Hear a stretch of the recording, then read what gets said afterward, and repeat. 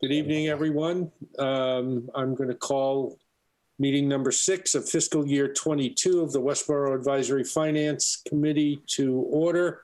Today is September 16th, 2021. Since we are fully remote, I'm obligated to read the governor's order. Pursuant to Mass General Law, Chapter 20 of the Acts of 2021, this meeting of the Westborough Advisory Finance Committee will be conducted via remote participation. Specific information and the general guidelines for remote participation by members of the public and or parties with a right and or requirement to attend this meeting can be found on the Town of Westborough's website at www.town.westborough.ma.us. No in-person attendance of members of the public will be permitted, but every effort is being made to ensure that the public can adequately access the proceedings in real time via technological means. For this meeting, members of the public who wish to watch the meeting may do so in the following manner.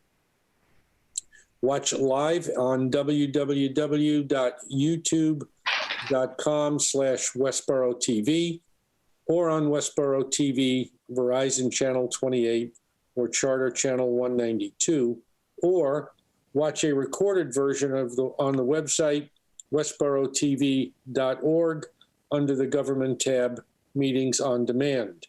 In the event that we are unable to do so, despite best efforts, we will post an audio or video recording, transcript, or other comprehensive record of proceedings on the Town of Westborough's website as soon as possible after the meeting. Moving on, first order of business is the minutes of the previous meeting last Monday, September 13th. It was called to my attention that I inadvertently sent out a previous set of minutes for September 9th. I attempted to correct that this afternoon by sending out the correct minutes. If you did not receive the correct minutes, can you let me know, please, right now? Okay, assuming you all received the corrected minutes, I'd like a motion to approve. Make a motion to approve the minutes. Second, Second. roll call. Blumberg, abstain. Board, yes. Dolan, yes. Eagle, yes. Leslie, yes. Siddiqui, yes. Moretti, yes. All set, Walter? 601. Okay, very good. Thank you. Moving on. So tonight we're not voting on any articles. I don't know how many of you had a chance to watch the select board meeting. I was in attendance. I think Ms. Board was in attendance. And if you had an opportunity to watch, you had a chance to see the Westborough Police Department and the Fire Department make presentations on their articles. Where are we on this? How many had a chance to see those presentations? One, two, no, one.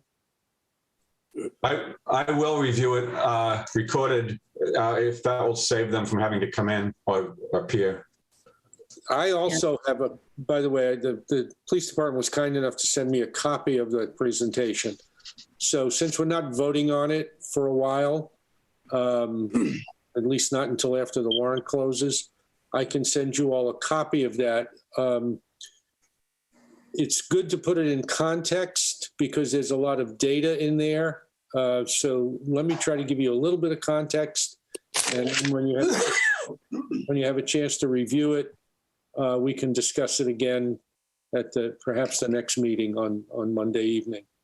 The chief and the deputy chief brought up their Article 7 and 8, particularly focused on Article 7. because if Article 7 does not get approved, then Article 8 is moot. So the context was within the staffing needs that were originally projected in 2018 in the survey and the consultation that was done for the department, for the town. It also called into the context some new additions that the police department is having to deal with since that was done, not the least of which is something called POST, which is the Peace Officers Standards and Training Commission. So this is, I guess, a state level commission that was put into place that laid down some new requirements that would become part of the responsibility of this position of lieutenant. Currently, those requirements are farmed out to other members of the police department, and the whole idea behind this particular position is to consolidate those requirements, and they're significant. If you, I'm sorry you all didn't have a chance to listen to the police chief and the deputy explain what those are, but they're pretty significant. But you can, come to your own conclusions when you look at the presentation. There's also, there's a question that arose in my mind, and I didn't have an opportunity to ask any questions at the meeting, but I wondered why command's position now as opposed to adding some more patrol staff. And I gathered from listening to what the officers had to say that the 3 positions that they were hoping to have on board by this time, based on the consultant's report, would be sought using the ARPA funds. And those all have to be reviewed and approved as we go through the ARPA distribution. The other issue that came up with respect to this was that our staffing was very thin, and I was very particularly on the evening shift. We are below staff on some shifts in the daytime and the evening, but the midnight to 4 shift is the one that caught my attention.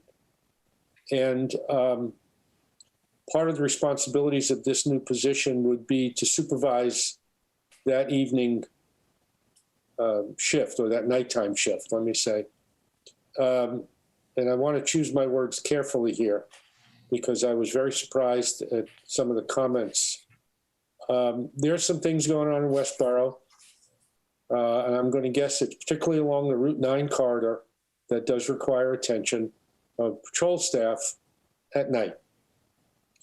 That leaves the police station empty. And so if you need to go to the police station at night and you walk in the door, you'll find a telephone to pick up and call the dispatch center. You can all imagine, as I can, if you have a small number of police on duty at night and you have a traffic stop, you have an alarm call, you have an ambulance call, or any number of things we could probably think about, that staff quickly gets Diminished. used. Yeah, I guess that's a good way to put it. There's a quick demand for that staff. If an arrest is made and that prisoner has to be held overnight at the jail, one of those patrol staff folks have to come off patrol and stay in the police station, or they have to call in somebody on overtime. And as was said by, I forgot whether it was deputy or the chief, can you imagine getting a phone call at 3 o'clock in the morning saying, would you come in to watch a prisoner? So there's clearly an issue with patrol staff as I understood it. I believe that the department command is taking appropriate steps to try to rectify all this with being attentive to what they said are 4 things. And I quickly will tell you: public safety, officer safety, the level of service provided, and of course the impact on the tax levy. So I guess all remains to be decided at this point. My impression, based on what I heard and what I've seen, and there's a lot of data to support what's being requested, or seems to support what's being requested. I think that there are, let's just say, honest and reasonable efforts being made to be attentive to all of those things that I just talked about. So, Walter, you saw it. Did I, if I missed anything, please fill in the gaps, or. Yeah. Melanie has some comments first. Melanie, I'm sorry, I didn't see her That's hand. okay. Because I sat there with you, so I Yeah. see. I'm not really sure why we're parsing words on this issue, because the chief was pretty clear that, and if I remember the stat, it was like 144% increase. Was it in calls, Mike? Let me look at the data right now.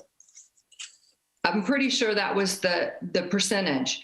So in the other piece that I'm not sure why we're tap dancing around is when we talk about, what's going on, we're talking about elements that this little Hallmark town probably doesn't want, including prostitution, drugs, selling, distribution, that sort of thing. It's right on the outskirts of our town. So if it's on your outskirts, it's going to make its way in if you don't have the right people doing the right jobs and the right number of people doing the jobs. Right now, I think that, if you stop any of the officers, which I happened to do the day after that meeting, there was an officer running radar, and I just wanted to ask, how he felt about staffing. And my question was, do you feel in the course of your week you're overtaxed? And his response was absolutely every day. Because I think my question was, how many days out of your week? And it was every day. They feel like they are stretched so thin. And I think the same goes for the fire department and our EMS. And I think we need to take a hard look at these services and taking care of these guys, because something is going to happen, either via mental health, something tragic, or there's going to be a huge error that, ends in something tragic. So the numbers, they did the study way before COVID, but COVID has brought some not so pleasant things into our community, and we better, gear up. So to be specific about your question, there is between 2018 and 2021, there was a 144% increase in arrests. And during the same period, projected, again, the data isn't all on a projected almost 70% increase in summonses.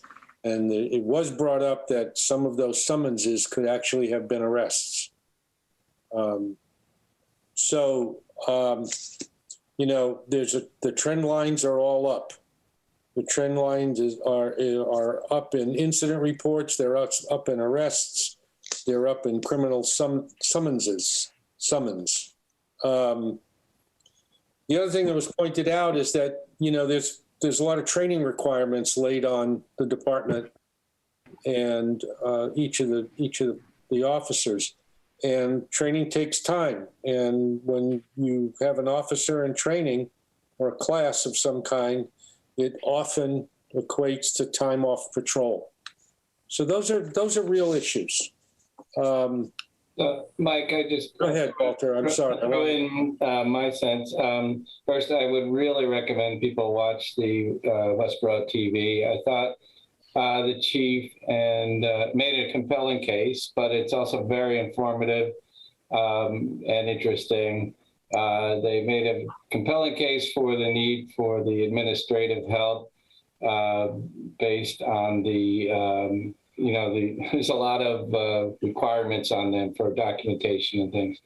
And as Melanie said, they made a compelling case of, the staffing study said 15. So far, they've added 5 of those. So, yes, they probably need the 3 without, much argument there either. But I think they do a good job presenting it and going through. And like you said, Mike, giving it context and surround. It was a well done presentation. Yeah, it really was. And sometimes we don't do it justice, but it's not just asking for a position, period, and an automobile, period. It's when you see it in the context of all of these things, it makes more sense to you to be able to be more well informed about how you feel about this article. So I echo Walter, please, if you have not looked at it, look at it. If you can scroll right through to where those presentations are, they're one after another, and get all the information, or I think more information. And if you come back with more, and we'll talk about this again on Monday night then, if you come back with more questions, we can either forward them to the chief, or we can ask him or the deputy to come in and speak to us. I ask you to be judicious about thinking about that aspect of it. Okay. All right. Anything else on those? Beth has her hand up. Beth, I'm sorry, didn't see it. Thank you. That's okay. I think that I just want to say that we've known this is a long time coming. And so we're going to have to be responsible, to the services that the community wants and expects, even though they don't want to pay for them. Well, you're going to give me a little soapbox there right now. Thank you. I have this feeling about public safety issues in Westborough, and I'm occasionally asked about, why do people vote on public safety issues the way they do? And I call it anticipatory need. They understand there's a cost to it, but they're anticipating that if in fact there is ever a need on their part, very personal issue, if there's ever a need on their part, you can bet they want you there yesterday with the shiniest, brand new, best equipped vehicle and the best trained, best equipped personnel possible to take care of their needs. They hope they never have that need, but if they do, that's the expectation. And, it's a reasonable expectation. So yes, public safety does cost money. Yes, there is, there is a limit, obviously. And I think part of our job is to examine what's being requested and make best judgment on whether or not that's reasonable. So I'm going to, get off my soapbox now. Thank you. Any other questions about this? Hank, welcome. Mike, I was wondering if you could just quickly, if it's in your notes, highlight that lieutenant position. I just want everybody, again, to recognize the scope of what they're going to ask that person to do administratively. It is really, when you look at the list, equivalent of a job and a half. Did you take that down? They're in the slides, and I think people will have a chance to look at it. Okay. And right now it looks like there's about a dozen responsibilities that are laid out that are currently spread throughout the department, plus all of the new the Peace Officer Standards and Training Commission requirements. which are, and that charge is also laid out in the presentation, which you'll see. But of the dozen, some incredibly time-consuming to include, background information for warrants and doing the research and, things like that. Well, okay. Let me just quickly read them and you could think about them. In addition to the post requirements, which create a mandatory certification for police officers, as well as process for decertification, suspension of certification, and reprimand in the event of certain misconduct, there is the accreditation process of police officers, body-worn camera program, which is a new grant administrator, public records officer, firearms licensing officer, court discovery motions, and you know what that probably entails, time management and holding cell inspections. So there's enough to keep, it appears, to keep that person very busy. Right. And free up time from other officers who are doing that, doing some of those jobs right now. So I leave all of that in your hands, and we'll talk about it again on Monday.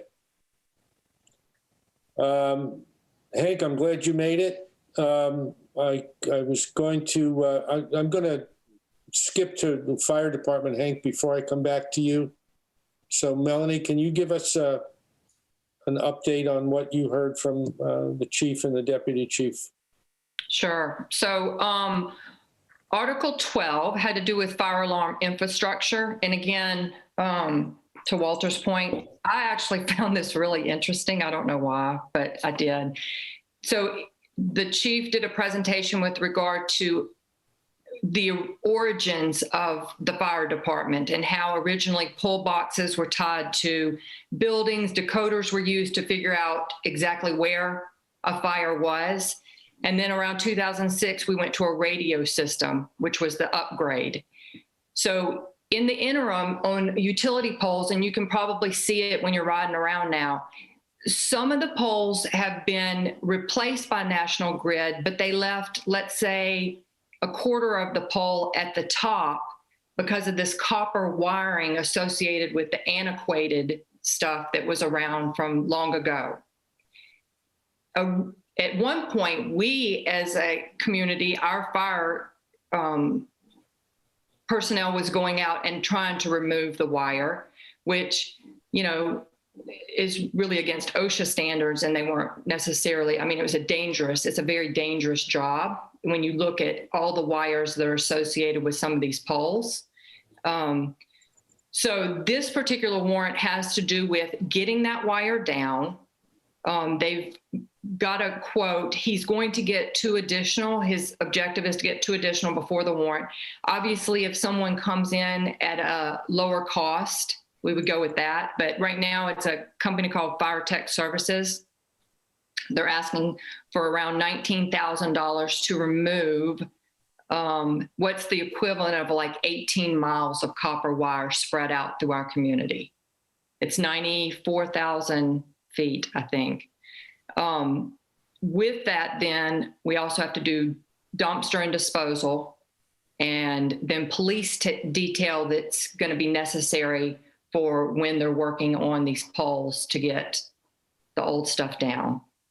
So, the last 2, well, the dumpster and disposal is not necessarily an estimate, but the police detail was kind of an estimate. So that's why they're asking for 30,000. Could we come in lower? Potentially, but it's something that needs to be done. Apparently, National Grid is, constantly harassing us about they want to get the new poles up and they want the poles unencumbered with the old stuff. So that is what that one has to do with. Just in case anybody's wondering, the copper wire really doesn't have a value. So if we were trying to think of, is there potential for recycling? The copper wire is sheathed, and by the time you spend the manpower to unsheath it, that sort of thing, it equates to very little, and there's not a lot of value in it. So just going to hit that before. The second one is article with regard to Article 13, computer software upgrade.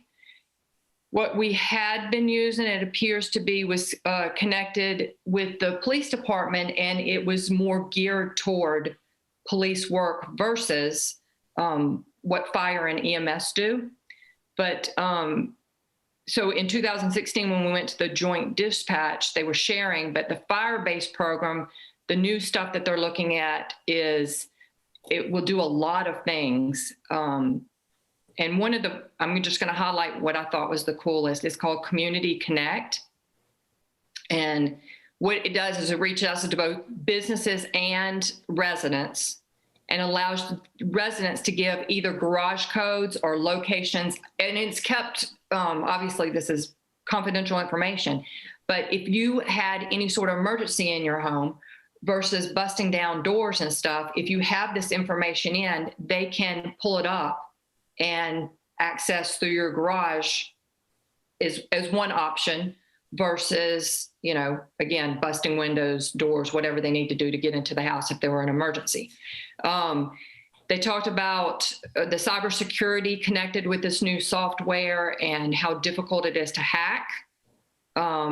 It's going to be, you know, improvement for our ISO rating. That'll get us some points there as well, but they can use it for scheduling personnel. They can put training records in at fire prevention.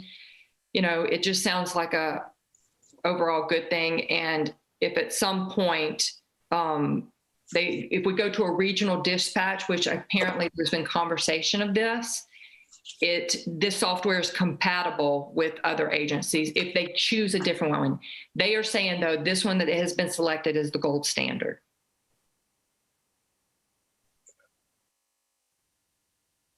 Any questions? Any other comments? Walter?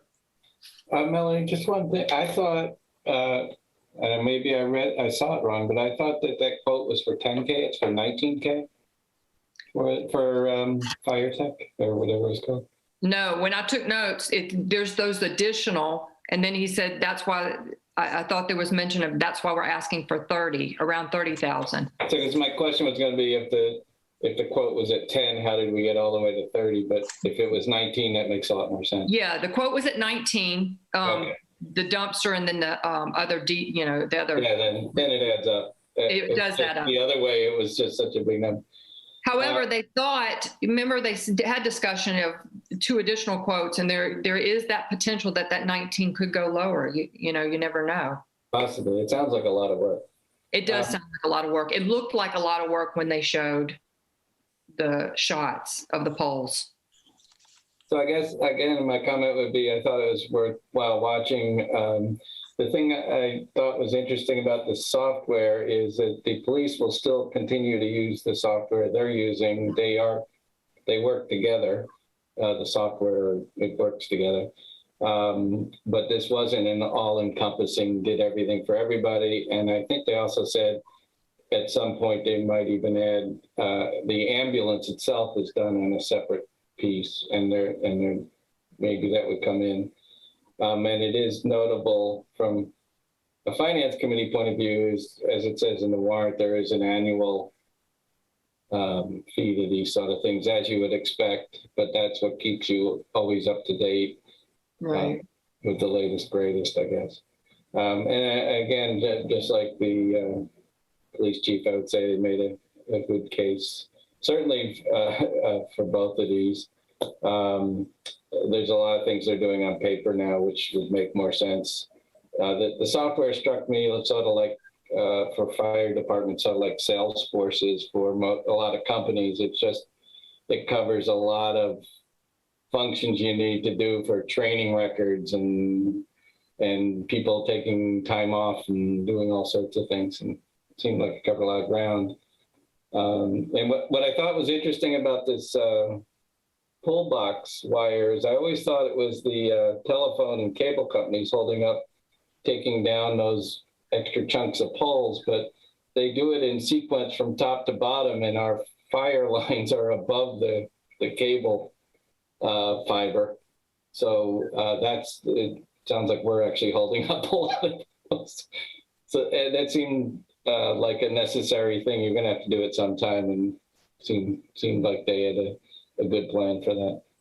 Yeah, in truth, the chief made a comment that the firemen have no business being up among Oh, yeah. all those wires to do maintenance on these alarm wires. You're right below all the high voltage lines. Get them down in one fell swoop and get it over with. And there's a lot of merit in that. So, any other questions or comments? Okay, moving on. I hate to do this. We have a new article which I sent to you today. The chickens are back. They're back. They're home to roost, as they say.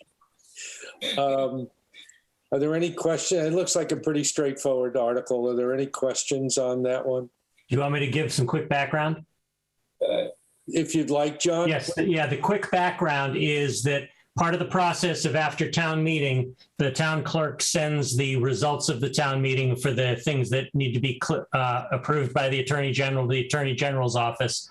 And the Attorney General's office disapproved the motion at the May town meeting to have the penalty for the most amount in order of $500, because there's a state law that says for bylaws of this type, the maximum penalty can be $300. So just to put everything in line with the state law and to get it so the whole bylaw has been approved by the Attorney General, they're changing the 500 down to 300.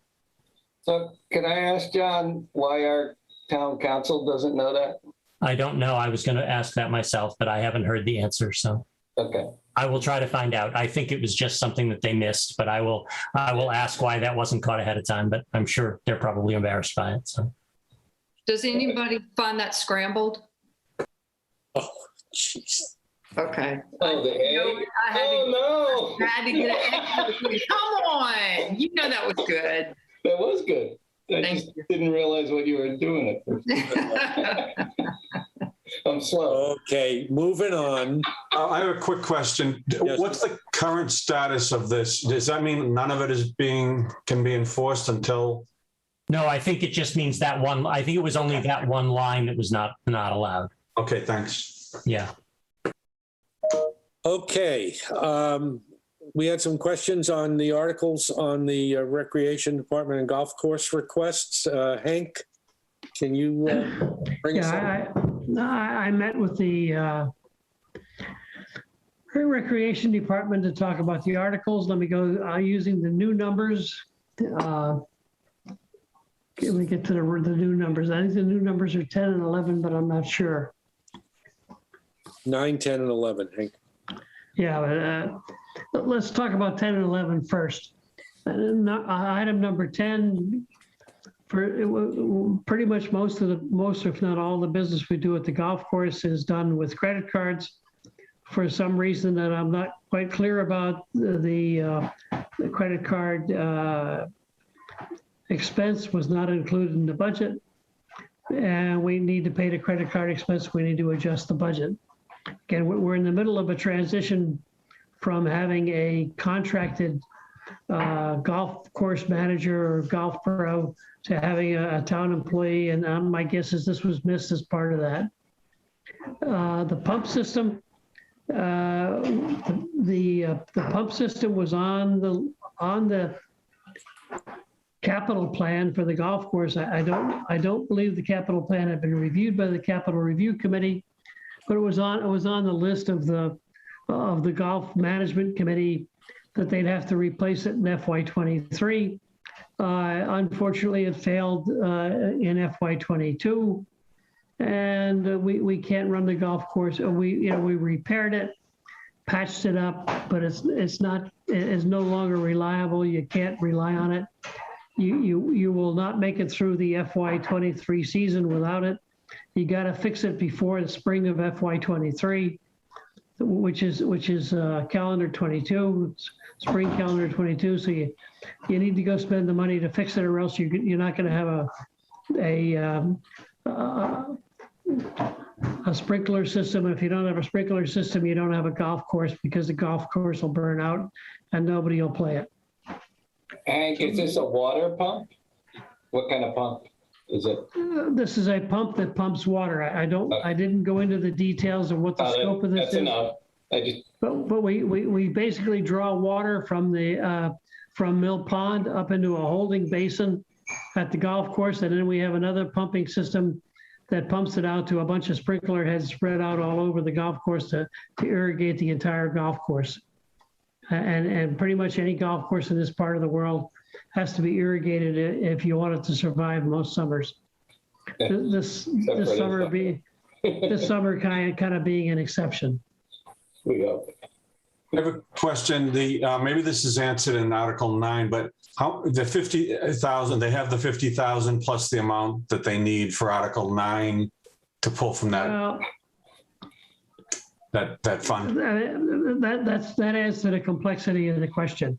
The golf course runs on an enterprise fund. We are in the process of a major change of the management of the golf course from a contracted golf professional to a town employee. This is the first, starting this year, with January of calendar FY21, fiscal 22, we went to a town employee. The FY23 budget was planned, FY22 budget, excuse me, was planned with a town employee. At the time we put the budget together, when we went into the transition, we kind of knew that because of a whole bunch of revenue recognition issues and declining revenue issues, by the way, the declining revenue issues were why we were changing the business model. We would have a short-term deficit for a year or two while we went through the transition and generated incremental additional revenue from the transition. Turns out that the revenue for the balance in the enterprise fund at the end of the year ended up bigger than we had expected, and it's big enough that you could draw the $153,000 out of the enterprise fund. In the conversations with the recreation department, they did not know what the 2 or 3 year impact of these various draws out of the enterprise fund would be. They don't know if it would exhaust the enterprise fund and we'd have to go back to hit the tax levy again or not. Where I left it with them is they really need to go through and take a look at a 2 or 3 year plan for capital and operations. And they need to satisfy themselves that the enterprise fund has sufficient reserves to make this change at this point in time. So if you make the change today and you haven't done that analysis that says we're going to have enough revenue and to cover future years, you'll end up coming back in the Springtown meeting, ATM, looking for money again from the tax levy to keep the golf course alive because you'll have exhausted the enterprise fund. So until we get an analysis that says this is the right action to take because the enterprise fund will be self-sufficient, we shouldn't be making this change. You don't want to keep coming back to the town meeting asking for money and then it's in September giving the money back because of a variety of accounting practices. You need to have reserves in the enterprise fund to smooth out the gaps and the uncontrollable elements, particularly in the revenue side of the equation. Golf course revenue is very highly variable. If you have a good year, you have good weather, lots of people want to play golf, the enterprise fund ends up with retained earnings that the balance goes positive. If you have bad years like we've had for the last 5 years or so, the enterprise fund slowly but surely gets liquidated. So it's not a responsible thing to do to make this change until we have taken a look at a long-term picture and we're absolutely confident that we won't have to come back in the spring and ask for more money. And they have not done that at least they didn't have that analysis to show us. The recreation department manager who's new at this said she would go back and take a look at it. So I think we just need to defer action on this item, actually defer action on all three of them, but on this item particularly, till we get that analysis and get that understanding. Did she give you any indication that the analysis would be available before we have to vote on these things? I have no idea. Walter? I'm assuming it will be. If it's not, we'll have to deal with that and vote on it based on the data we have available at the time. Walter? I will certainly go back to folks, and we probably want to schedule folks to visit with us. But until this was kind of new to this was kind of a surprise. I believe my impression, just my impression, is that folks thought they were doing the right thing by agreeing with this change. Walter, excuse me 1 second. So Hank, what you're saying is, if this does not come to pass, or the analysis is not positive, that everything stays at the status quo, including taking money from the tax levy. Is that? Yeah, I mean, we already, every other department that we have that doesn't use an enterprise fund, if they underspend their budget, it goes into free cash. If the enterprise funds underspend their budget, it goes back into retained earnings so that they have reserves to pay for future expenditures. We don't change the sewer rates or make a change in the sewer budget just because some spending comes in lower than we expected it to be, or sewer revenue comes in higher than we expected it to be. So why should this be different? Until we have reserves and we have a stable financial forecast and stable financial process, we shouldn't be making these kinds of changes. Well, that means that the taxpayers from the levy are going to have to continue to fund the operations until we get an analysis that gives us more comfort. Well, the taxpayers in April and June agreed to fund this.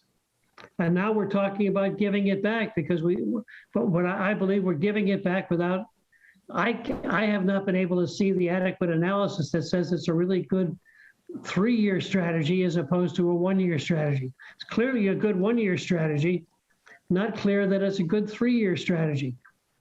And since there's a high degree of variability in revenue and expense, particularly in the revenue side on the golf course, and because the golf course has been running, has been slowly but surely liquidating their reserves, we really need to get an understanding that we are going to in fact rebuild the reserves. Walter? I don't disagree with Hank on that. I think that Article 10 probably, regardless of that, would still have to be increased. I believe 10 and 11 you have to do. Yeah. And the question, exactly. The only issue is do 10 and 11 come out of the enterprise fund, or do they come out of some other funding source? Well, again, you're correct. We need analysis, but they did collect almost 300,000 more than they expected. So I think 10 and 11 could easily be paid, whereas I think number 9 is obviously a much bigger number. Probably, but I don't think we have a complete understanding of why we collected more than we had planned to. And we don't have an analysis that says that this revenue stream will continue in the future. So my question, Hank, is that that might be why, they are only allowed, they couldn't make up any revenue they wanted for the thing. They were only allowed to, in the budget, recognize 500 because of the variability. It sounds like that was a good idea. There's a major, there's a disconnect between when they're allowed to recognize revenue and when the revenue actually comes in. It turns out that the revenue that comes in during the course of fiscal year FY21 cannot be recognized as available to spend in FY22 until after FY21 has ended. It has to be so-called certified. So when people paid their golf dues, I paid my golf dues in February of FY21. Those golf dues went toward the FY21 budget. They were not allowed to be included in the revenue forecast for FY22 because the FY22 revenue forecast has a limit on, has a historical limit on it based on a historical revenue stream. So again, there's a lot of kind of wonky accounting issues that make it difficult to make this forecast. You really got to do the decision making based on a 2 or a 3 year plan, but the revenue recognition does not allow you to use forecasts that are not substantiated by previous history. So wouldn't it be correct that this the impetus for this Article 9 was not necessarily from the rec department, but from the finance team or whatever, because it doesn't sound like something the rec department on their own would think of doing. I didn't ask the rec department that question. Yeah. Well, let's not be presumptuous. It sounds to me as if this is the sense of the discussion, that we really ought to have these folks in, but I think that we need to speak with the finance director as well. Well, I left it with the rec department manager that she would pursue this, and certainly okay for us to ask the finance director whether they've looked at these longer range pictures. Okay. Any other comments? Okay, hearing none, we'll move on to the next order of business. Before we do the liaison reports, we were going to talk about the investment policies and the OPEB funding mechanism. Based on the conversation that the select board had, the select board chose to table that discussion on Tuesday. And I'm assuming that they'll have it at a near future date. And once they do, then we'll be able to have a further conversation on that subject. Any liaison reports? And we covered a few already with those articles. Tom, anything? Meeting with Leah on the 28th. I tried to get in sooner, but apparently she's swamped this week getting back from vacation, and then pretty popular next week too. So Okay, I haven't even sat down with her yet. all right, that's fine. Anybody else? Okay, future draft agendas. I sent out a calendar update to you folks this afternoon when I finally got word that we can move back to Memorial Hall in the town hall beginning on Monday. So if you'll check that calendar, we're in the town hall on Monday. Tuesday is the joint meeting with the select board and the school committee, which will take place in the Great Hall. Thursday. And after that, we're in the town hall for all our in-person sessions. All the meetings remain in hybrid mode except for October 7th, and you'll see that on the, and October 21st. You'll see that on the calendar if you haven't looked. On Monday, I've asked Christy if she could be available. Okay, future draft agendas. I sent. Wow, don't know what that was. I've asked Christy if she could be available to us on Monday, and I'd let her know tomorrow. And I think that there are several articles that are more of a policy nature than a financial nature that we had some questions on.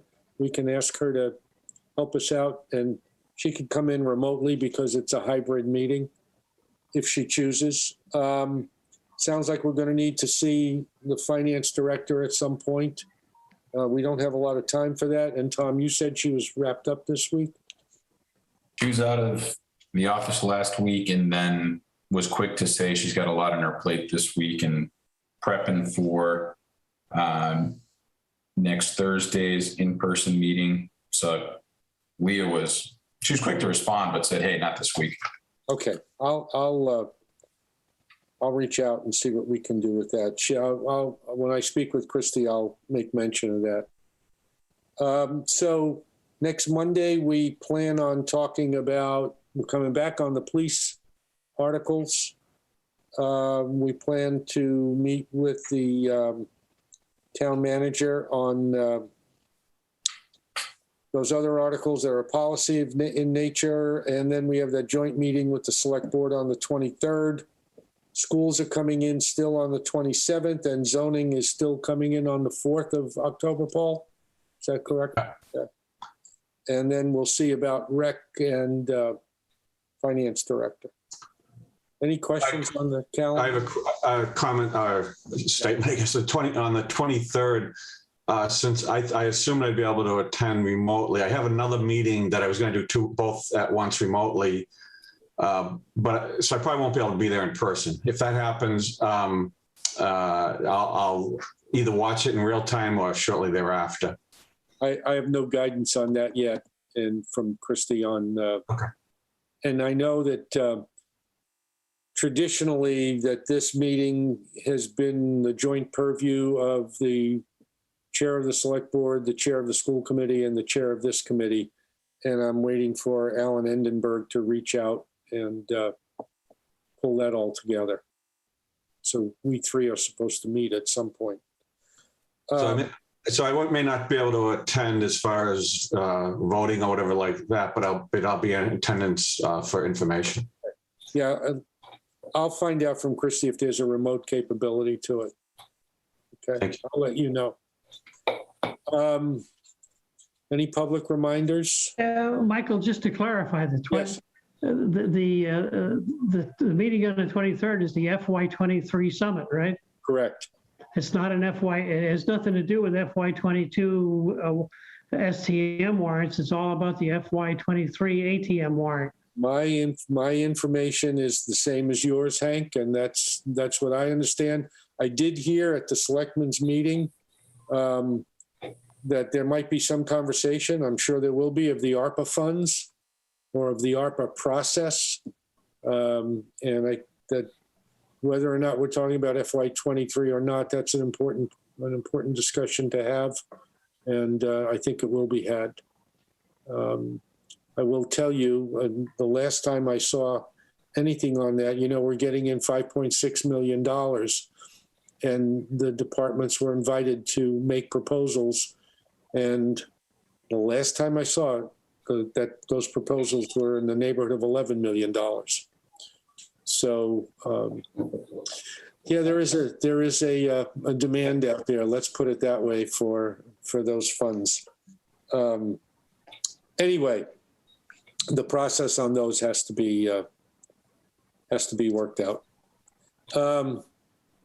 If there's no public reminders and nothing else, yes, Walter. Oh yes, go ahead. ASP Appalachian Service Project's doing a food drive. I don't know if that's right, readable, but anyway, they'll come to your house Saturday morning and pick up any groceries you're willing to put out at night, and starting at 9 a.m. And you can register easily at westboroughfooddrive@gmail.com, and it benefits our Westborough Food Pantry. Thank you, Walter. Isn't the Civic Club running a? Well, the Civic Club is running a fishing challenge late from 9 to 1 at Minuteman Park on Saturday the 25th. It's free and open to the public. There are rods and bait available if you want to just try fishing. Because we have fish and mass fish and wildlife there, there's no need for a license during the event. So it's a good chance for people, particularly youth, to try out fishing, and then there's prizes for catching big fish and things like that. And take advantage because your tax dollars helped underwrite this. No, is that correct? No, not at all. Civic Club underwrites the event. If you catch a trout, your tax dollar may have paid for stocking that trout in that pond. That's the point. Yes. That's the only tax dollars involved in this. The Civic Club funds all the rest. And you can find information at the Civic Club webpage or Facebook page. Thank So you. Walter, Sandra Pond is actually called Minuteman Park. Well, Sandra Pond's a small little pond where the pipe is out front, and the big lake in the back is I don't remember what it was called, but that's the big park there is called Minuteman Park. Oh, okay. I didn't know Yeah. that. Yeah. Anything else? May I have a motion to adjourn? So moved. Second, I'll second it. discussion, hearing none, I just need to know what time it is. roll call vote. Beth? 7:59. Beth is lost sound, so she's listening on the TV. So Okay. it'll take a while to get around to her. All right, well, She had also asked in the chat if the school committee was coming on the 27th. I don't know if anybody addressed that. I think she was telling us that because. Oh, Yeah. that was okay. Got it. yeah, the school committee is coming on the 27th, as is the superintendent and anyone else they choose to bring with them. So we'll start Okay. with Melanie. Ms. Board? Board, yes. Mr. Doling, yes. Eagle, yes. Leslie, yes. Yes. Hank? Yeah, Roush, yes. Moved. Second. Second. I'll second it. I've got a lot of Really? feedback. Discussion. Hearing Beth's none. trying to second it. What time is it? We are adjourned. Lumberg, yes. Lumberg, yes, I got it. Lost sound, so she's listening on the TV. So